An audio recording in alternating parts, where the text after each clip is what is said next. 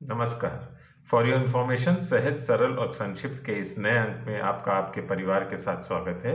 आइए नजर डालते हैं आज की उन सुर्खियों पर जो हमारे और आपकी जानकारी के लिए जरूरी हैं। पहले राष्ट्रीय खबरों पर एक नजर। यूक्रेन में छिड़े युद्ध के बीच भारतीय विदेश मंत्रालय ने एक राहत देने वाली खबर दी है। बताया जा रहा है कि पिसोचीन और खार्किव में फंसे भारतीय छात्रों को अगले कुछ घंटों में सुरक्षित बाहर निकाल लिया जाएगा।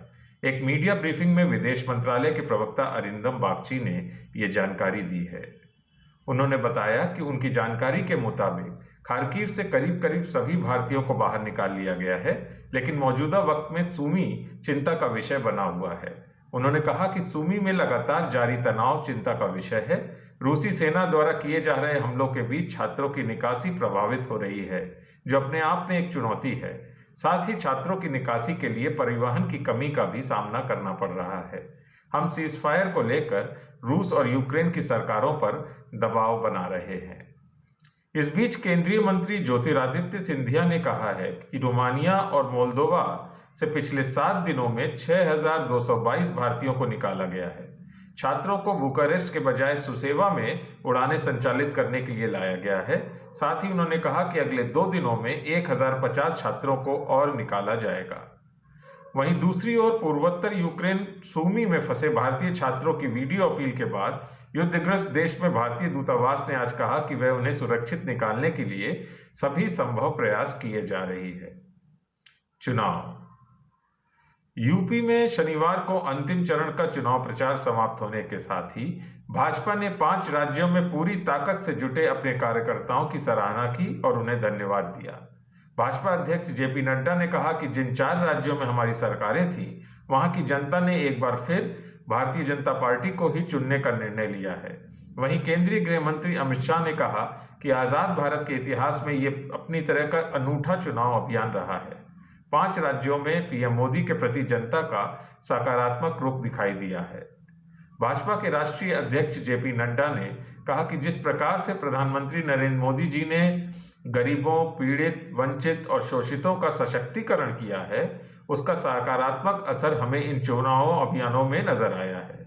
चुनाव अभियानों के दौरान हमें केंद्र सरकार की सभी जन कल्याणकारी योजनाओं के प्रति जनता का सकारात्मक रवैया देखने को मिला है।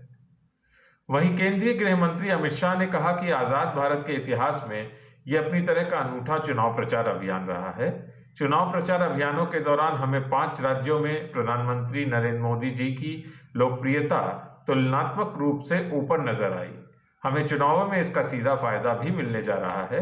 यूपी में पहली बार जातिवाद, परिवारवाद, तुष्टीकरण से ऊपर होके लोकतंत्र जीता है। अंतर्राष्ट्रीय खबरों पर एक नजर। अमेरिकी राष्ट्रपति जो बाइडेन ने रूसी राष्ट्रपति व्लादिमीर पुतिन पर निशाना साधते हुए कहा कि यूक्रेन पर रूस का आक्रमण केवल एक देश पर हमला नहीं, वरन यह वैश्विक शांति और समूचे यूरोप पर हमला है। स्टेट ऑफ यूनियन को संबोधित करते हुए बाइडेन ने कहा कि 1 साल पहले की तुलना में हमें आज अधिक मजबूत और सशक्त विश्व चाहिए। हम अपने लोकतंत्र को सुरक्षित रखेंगे। मौजूदा चुनौतियों में हम एक व्यक्ति, एक America, United state of America के रूप में इसे अवश्य करेंगे। खेल जगत से। ऑस्ट्रेलियाई क्रिकेट के दिग्गज और सर्वकालिक महान लेग स्पिनर शेन वॉर्न का 52 वर्ष की आयु में कल थाईलैंड में दिल का दौरा पड़ने से निधन हो गया। ऑस्ट्रेलिया के पूर्व महान स्पिनर शेन वॉर्न को राजकीय सम्मान पूर्वक अंतिम विदाई दी जाएगी। ऑस्ट्रेलिया के प्रधानमंत्री स्कॉट मॉरिसन ने शनिवार को इस बात की घोषणा की। शेन कीथ वॉर्न एक ऑस्ट्रेलियाई क्रिकेटर थे। दाएं हाथ के लेग स्पिनर, उन्हें व्यापक रूप से क्रिकेट इतिहास के महानतम गेंदबाजों में से एक माना जाता था और 2000 में उन्होंने क्रिकेट विशेषज्ञों ने एक पैनल द्वारा सदी के 5 विजडन क्रिकेटरों में से एक चुना था। वॉर्न ने 1992 में अपना पहला टेस्ट मैच खेला और टेस्ट और एक दिवसीय अंतर्राष्ट्रीय क्रिकेट में 1000 से अधिक विकेट लिए। वॉर्न के 708 टेस्ट विकेट 2007 तक टेस्ट क्रिकेट में किसी भी गेंदबाज द्वारा लिए गए सर्वाधिक विकेटों का रिकॉर्ड था। क्रिकेट जगत के सर्वकालिक महान खिलाड़ियों में से एक वॉर्न का थाईलैंड में निधन हो गया था। मॉरिसन ने कहा कि वॉर्न के आकस्मिक निधन से ऑस्ट्रेलियाई सकते में है तथा संघीय और विक्टोरिया सरकार क्रिकेट ऑस्ट्रेलिया और उनके परिवार द्वारा इस महानतम क्रिकेटरों में से एक का राजकीय सम्मान पूर्वक अंतिम संस्कार भी किया जाएगा। उन्होंने कहा, वॉर्न की राष्ट्रीय उपलब्धियों को देखते हुए उनके परिवार के पास राजकीय सम्मान पूर्वक अंतिम संस्कार की पेशकश की जाएगी। यह वॉर्न के परिवार के साथ परामर्श से किया जाएगा। वहीं शेन वॉर्न के मैनेजर के मुताबिक उन्होंने वॉर्न के मैनेजर ने बताया कि वे शराब नहीं पी रहे थे और क्रिकेट मैच देख रहे थे जब उनके साथ ये हादसा हुआ था। अस्पताल पहुंचने से पहले ही वॉर्न का निधन हो गया था। अस्पताल शेन वॉर्न को जिस अस्पताल में ले जाया गया था, उसके निदेशक ने कहा कि महान स्पिनर का अस्पताल पहुंचने से पहले ही निधन हो गया था। मरीज को 45 मिनट तक सीपीआर दिया गया था। ड्यूटी पर मौजूद डॉक्टर ने निष्कर्ष निकाला कि मरीज का अस्पताल पहुंचने से पहले निधन हो चुका था। वॉर्न के नाम पर होगा एमसीजी का एक स्टैंड। क्रिकेट ऑस्ट्रेलिया ने इस महान खिलाड़ी के सम्मान में मेलबोर्न क्रिकेट ग्राउंड में एक स्टैंड का नाम उनके नाम पर रखने का फैसला किया है। एमसीजी में ग्रेट सदर्न स्टैंड का नाम वॉर्न पर रखने का फैसला किया गया है। Good to know. Good to know में आज जानेंगे डॉक्टर मुथुलक्ष्मी रेड्डी के बारे में। 30 जुलाई 1886 में तमिलनाडु के पुडुकोट्टई में उनका जन्म हुआ था।